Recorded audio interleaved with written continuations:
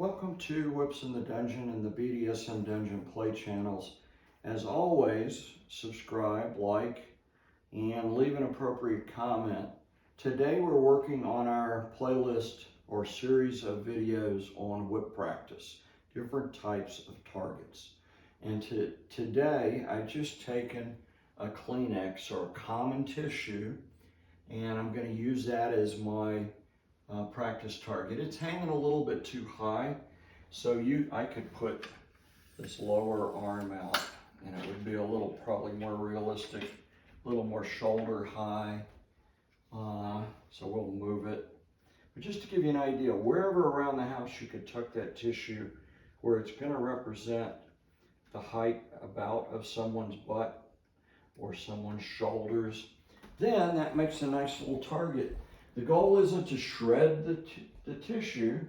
The goal is to watch that tissue move in the breeze as that control puff goes by. So if you're looking very carefully, you can see the whip is just providing a little bit of airflow as it goes by, and the tissue's just gently moving.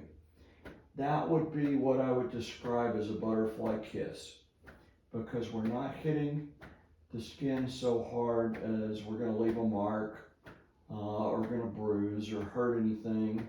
We're certainly not hurting this tissue. In fact, when we get done with whip practice, if we need to use it to blow our nose, it's still adequate for that. We aren't cutting it.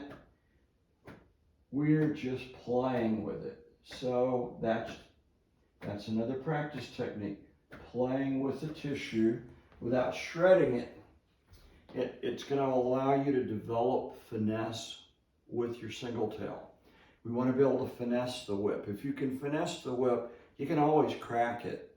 But if all you're doing is learning how to crack it, you may or may not be able to finesse it. So I encourage you to work on finesse. Let the cracks happen when the cracks will, but finesse, finesse, finesse. And as always, thank you for watching BDSM Dungeon Play.